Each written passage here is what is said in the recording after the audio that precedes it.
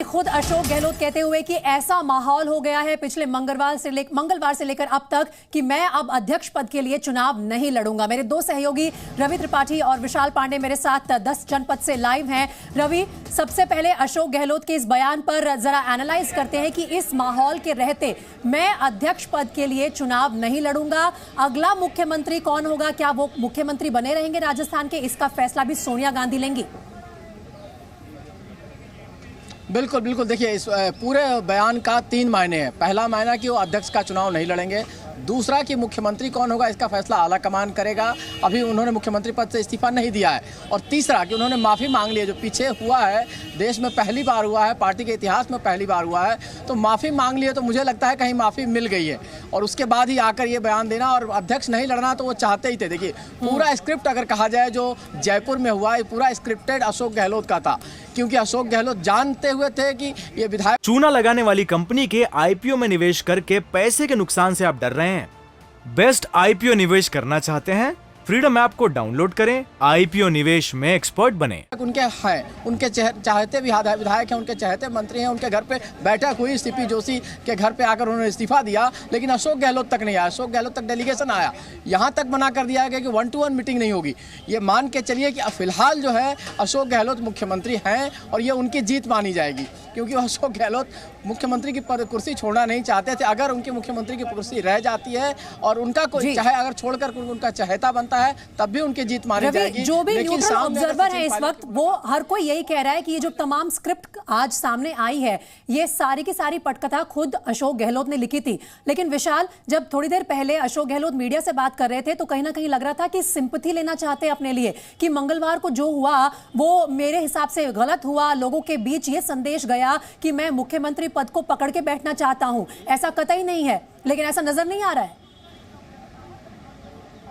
देखिए, बिल्कुल प्रीति, क्योंकि अशोक गहलोत और सोनिया गांधी के बीच जो ये बैठक लगभग 1.5 घंटे तक चली, और उस बैठक के बाद जब केसी वेणुगोपाल के साथ अशोक गहलोत मीडिया से बात करने बाहर आ रहे थे, उनके चेहरे पर एक मुस्कान थी और लगातार वो मुस्कान यहाँ पर देखी गई। यानी इसका एक तरह से साफ ये संदेश है कि वो अपनी प्लानिंग में सफल रहे, क्योंकि वो मुख्यमंत्री की कुर्सी किसी कीमत पर नहीं छोड़ना चाहते थे। और उनका ये जो आज का बयान रहा है कि चुनाव नहीं लड़ने जा रहे हैं, यानी अगर अशोक गहलोत अध्यक्ष का चुनाव नहीं लड़ते हैं तो यथास्थिति कायम रह सकती है। यथास्थिति में अशोक गहलोत फिलहाल राजस्थान के मुख्यमंत्री हैं और हो ये सकता है, क्योंकि उन्होंने इसका सीधा जवाब नहीं दिया कि क्या वो मुख्यमंत्री बने रहेंगे या नहीं। उन्होंने कहा कि इसका फैसला सोनिया गांधी करेंगी, लेकिन जिस तरह की उनकी बॉडी लैंग्वेज थी, जिस तरह से उनके चेहरे पर मुस्कान थी और जिस तरह से उन्होंने ये मना किया कि वो अध्यक्ष पद का चुनाव नहीं लड़ेंगे ऐसे हालात में, इससे यह साफ होता है कि अशोक गहलोत मुख्यमंत्री की कुर्सी पर बने रहेंगे और अब अध्यक्ष के लिए कोई और चेहरा कांग्रेस चुनेगी। दिग्विजय सिंह ने आज नामांकन पत्र लिया है, इसके अलावा शशि थरूर का नाम भी सामने आ रहा था।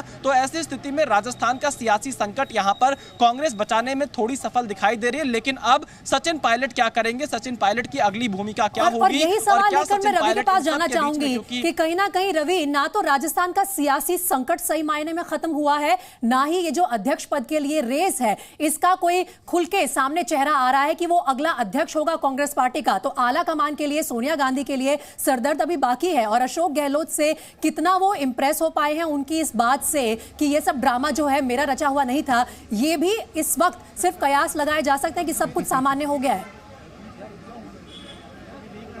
देखिए, राजनीति में एक कहावत जो है बड़ी फिट बैठती है कि हाथी के दांत दिखाने के और होते हैं, खाने के और होते हैं। तो जो बोला जाता है वो होता नहीं है। अशोक गहलोत जो बोल रहे हैं वो उन्होंने किया नहीं है, ये सब कोई जानता है। आप कह रहे हैं कि न्यूट्रल ऑब्जर्वर जितने हैं ये मान रहे हैं कि जो कुछ हुआ है ये पटकथा अशोक गहलोत ने लिखा है, क्योंकि उनके समर्थक हैं, उनके विरोधी विधायक नहीं है। जो जितने मंत्री थे, विधायक थे, जिन्होंने किया, सब उनके साथ के लोग थे। तो ये पूरी प्लानिंग के साथ उन्होंने किया और अभी तक वो प्लानिंग में सक्सेसफुल है। अभी की तारीख में कहा जाए, अब शाम में सचिन पायलट से मुलाकात हो, उनको क्या कहा जाए। सबसे बड़ी दिक्कत है कि सचिन पायलट की सरकार अगर उनको मुख्यमंत्री बना भी दिया जाता है यहाँ से, तो वो एक दिन भी मुख्यमंत्री नहीं रह पाएंगे। सबसे पहले उनको विधायकों का समर्थन नहीं मिलेगा। जो 101 विधायक चाहिए राजस्थान में सरकार बनाने के लिए, 200 की असेंबली है तो 101 विधायक उनके साथ नहीं होंगे, जिसका लेटर उनको राज्यपाल को देना पड़ेगा, वो दिक्कत होगी। अगर आला कमान ने जबरदस्ती करके वो लेटर साइन भी करवा दिया, तब मान लीजिए वो मुख्यमंत्री की शपथ ले लें और उसके बाद विधानसभा में फ्लोर टेस्ट की नौबत आएगी। फ्लोर टेस्ट में पता चलेगा सचिन पायलट फ्लोर टेस्ट हार गए, यानी कि 1 हफ्ता 10 दिन जब भी उनका फ्लोर टेस्ट होगा उतने दिन तक हार जाएंगे। तो वैसी स्थिति में आला कमान को ये पता है कि राजस्थान में सरकार अभी नहीं गिराना है। अगर आला कमान ने ने तय कर लिया कि राजस्थान सरकार खोकर भी पार्टी को आगे बढ़ना है तो कोई अलग बात है, लेकिन अगर राजस्थान सरकार बचाना है तो अशोक गहलोत को आपको मुख्यमंत्री रहने देना होगा। और अशोक गहलोत इस रोल में रहना चाहते थे, वो निकलना नहीं चाहते थे। उनको पता था केंद्रीय राजनीति में आने के बाद अब एक बात बताइए, आपके सूत्र क्या बता रहे हैं? मंगलवार से पहले अशोक गहलोत को अध्यक्ष पद के लिए फ्रंट रनर माना जा रहा था और ऐसा लग रहा था कि कहीं ना कहीं उन्होंने आला कमान की बात मान ली है, लेकिन अब अध्यक्ष पद की रेस में कौन आगे होगा? कितने नामांकन देखे जाएंगे? 24 घंटे रह गए हैं। देखिए, अभी तक कुल 4 लोगों ने फॉर्म लिया है। पहला फॉर्म शशि थरूर ने लिया, दूसरा मीरा कुमार ने लिया, ने लिया, अब चौथा आज दिग्विजय सिंह ने लिया है। तो 3 आदमी जो है एक तरह से कहा जाए गांधी परिवार की तरफ से है, लॉयलिस्ट है। और हो सकता है कि अभी चौथा आदमी भी हो जिसकी खबर बाद में आएगी। पवन बंसल ने किसके लिए फॉर्म लिया था, पवन बंसल ने आखिर किसके लिए फॉर्म लिया है, ये किसी को अभी तक पता नहीं है कि अपने लिए लिया है किसी और के लिए। उन्होंने कहा कि मैंने अपने लिए फॉर्म नहीं लिया है, तो आखिर किसके लिए फॉर्म लिया है? तो असली कैंडिडेट का पता ही हम लोग को नहीं हो। ये भी हो सकता है कि असली कैंडिडेट शाम तक पता चले कि असली कैंडिडेट तो ये है, कल वो नॉमिनेशन करेगा और 8 तारीख को दिग्विजय सिंह से लेकर मीरा कुमार से लेकर जो बाकी कैंडिडेट हैं, शशि थरूर के अलावा, हो सकता है विड्रॉ कर जाए अपने आप को।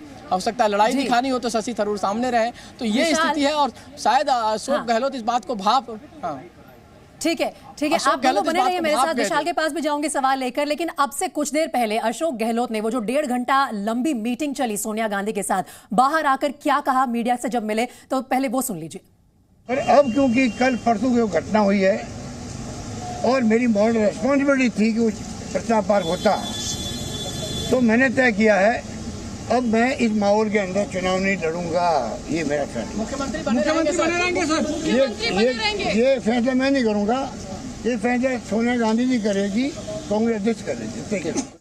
चूना लगाने वाली कंपनी के आईपीओ में निवेश करके पैसे के नुकसान से आप डर रहे हैं? बेस्ट आईपीओ निवेश करना चाहते हैं?